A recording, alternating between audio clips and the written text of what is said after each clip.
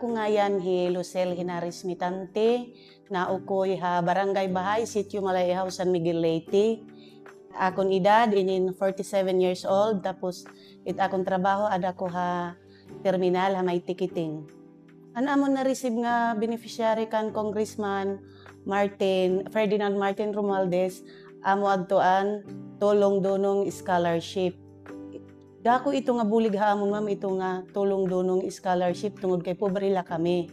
Aninan akon anak, nagkamayada na kami iparasahi, igbarayadon boarding house, tapos inin kanan nakakapalit gihap kami iya mga pagkaon, tapos kung ano't iya mga kinahanglanon na eskwelahan.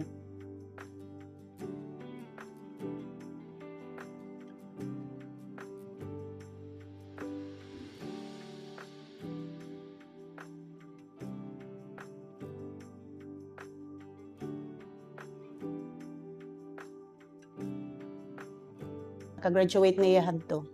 Tourism. Kapag kaya na ma'am nangang-apply pa hilahiya, bibiling pala yan trabaho.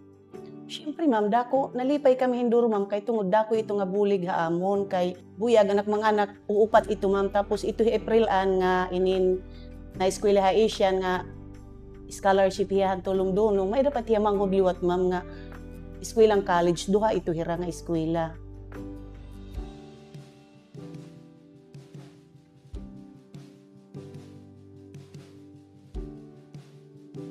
Ma'am, nagkukuri kad kami pagbiling, nangungutang, pasalamat nala kami nga may ada ito nga TDP ma'am, kay dako gud itong duro nga bulig haamon.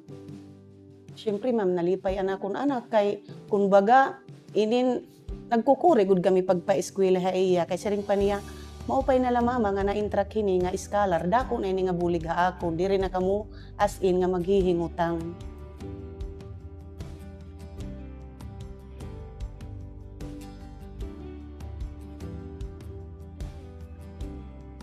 Anakon nga mag-apply hira hini nga TDP kay waray manggud pinipili nga gimbubuligan ang TDP basta interesado ka la pag-eskwela.